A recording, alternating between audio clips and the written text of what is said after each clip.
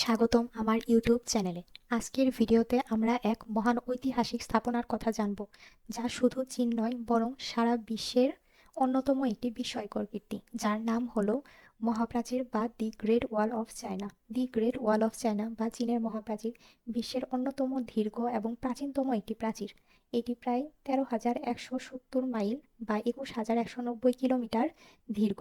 এর নির্মাণ শুরু হয় খ্রিস্টপূর্ব 7ম শতাব্দীতে। বিভিন্ন রাজবংশ এবং সম্রাট এই প্রাচীরের নির্মাণে অংশ নিয়েছিলেন। প্রাচীরের নির্মাণের উদ্দেশ্য ছিল চীনের সীমান্তকে শত্রুদের আক্রমণ থেকে রক্ষা করা। প্রাচীরের কিছু অংশ তৈরি করা হয়েছিল মূলত মাটি দিয়ে, আবার কিছু অংশ তৈরি করা হয়েছিল পাথর ও ইট দিয়ে। প্রাচীরের নির্মাণ কাজ ছিল অত্যন্ত কঠিন ও পরিশ্রমসাধ্য। অনেক সময় এটি পাহাড়ি এলাকায় নির্মিত হয়েছিল, যা কর্মীদের জন্য ছিল অনেক চ্যালেঞ্জিং।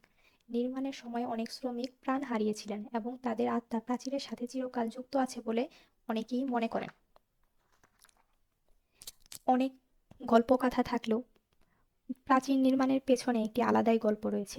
একটি প্রাচীন কিংবদন্তি অনুযায়ী চীনের প্রথম সম্রাট অনেক গল্পকথা থাকলেও প্রাচীন নির্মাণের পেছনে একটি আলাদাই গল্প রয়েছে।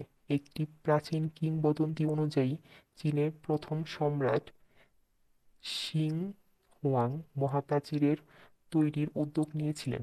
তবে এটি শুধুমাত্র যুদ্ধের জন্য নয়, এর পিছনে বিশেষ একটি কারণ ছিল।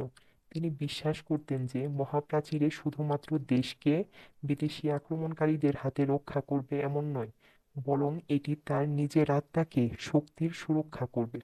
সম্রাট চীন শিং একটি অদ্ভুত আস্থা রাখতেন যে এই প্রাচীরের মাধ্যমে তার আত্মা পৃথিবী থেকে আকাশে চলে যাবে এবং তিনি অনন্তকাল বেঁচে থাকবেন।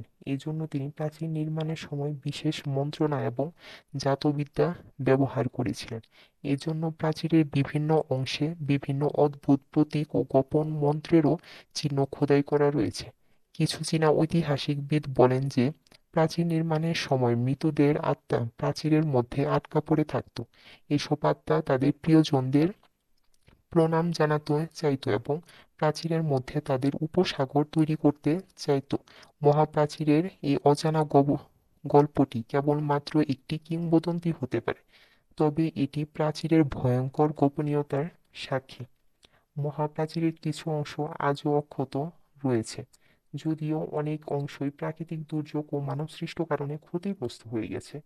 এটি শুধু প্রতিরক্ষা ব্যবস্থা নয়, বরং চীনের ঐতিহ্য ও সংস্কৃতি গর্বের প্রতীক। এই প্রাচীরে কিছু অর্জনও রয়েছে। এটি বিশ্বব্যাপী জনপ্রিয় পর্যটন কেন্দ্র নয় শুধু, এটি ইউনেস্কো কর্তৃক বিশ্ব ঐতিহ্য হিসাবে স্বীকৃত এবং চীনের ইতিহাস ও সংস্কৃতির গভীরতম নিদর্শন হিসাবে চিহ্নিত করা হয়। প্রাচীরের অন্যতম বিষয় হলো এর পর্যবেক্ষণ চৌকি। দেয়ালটিতে নিয়মিত বিরতিতে পর্যবেক্ষণ চৌকি আছে, যা অস্ত্র সংরক্ষণ, সেনাবাহিনীর আবাসন এবং স্মোক সংকেত প্রদানে কাজে লাগত। সেনা ঘাঁটি এবং প্রশাসনিক কেন্দ্রসমূহ দীর্ঘ বিরতিতে অবস্থিত ছিল। গ্রেট ওয়ালের সীমানার মধ্যে সেনা ইউনিটগুলোর যোগাযোগ যেমন চলত, তেমনি দলকে শক্তিশালী করা এবং শত্রুর আন্দোলন সম্পর্কে আগে থেকে সাবধান করা ছিল এর অন্যতম লক্ষ্য। দেখার সুবিধার জন্য পাহাড় সহ অন্যান্য উঁচু উঁচু স্থানে সংকেত টাওয়ার স্থাপন করা হয়েছিল, যা ওই সময়ের তুলনায় অনেক আধুনিক একটি চিন্তাধারা। গ্রেট ওয়াল অফ চায়না নির্মিত হয়েছিল বিভিন্ন সামগ্রীর দ্বারা। বিভিন্ন এলাকায় প্রাচীরটি মাটি, পাথর এবং লাঠি দিয়েও তৈরি করা হয়েছিল। প্রকৌশলীরা চীনের পরিবেশ ও জলবায়ু অনুযায়ী প্রাচীরের বিভিন্ন অংশের ডিজাইন করেছিল।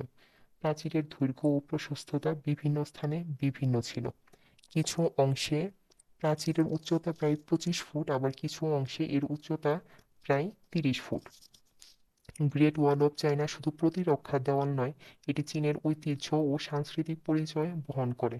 এর মাধ্যমে আমরা চীনের ইতিহাস, রাজনীতি ও সামরিক কৌশল সম্পর্কে জানতে পারি। এই প্রাচীরটি আমাদের শিক্ষা দেয় ঐক্য, দৃঢ়তা এবং কঠোর পরিশ্রমের মাধ্যমে বড় চ্যালেঞ্জ মোকাবেলা করে। এই প্রাচীরের পেছনের গল্প এবং সাংস্কৃতিক গুরুত্ব অনেক। এখনো বিভিন্ন পর্যটক এখানে যায় চীনের গুরুত্বপূর্ণ একটি স্থান সম্পর্কে জানতে এবং এর গুরুত্ব উপলব্ধি করার জন্য। কিন্তু প্রাচীরের কিছু অংশ এখনো রক্ষণাবেক্ষণ ও পর্যবেক্ষণের অভাবে ক্ষতিগ্রস্ত হচ্ছে। তাই চীনা সরকার বিভিন্ন পদক্ষেপ নিয়েছে। ধন্যবাদ আজকের ভিডিওতে আমাদের সাথে থাকার জন্য। এমন আকর্ষণীয় ভিডিও পেতে চাইলে লাইক ও সাবস্ক্রাইব করতে ভুলবেন না।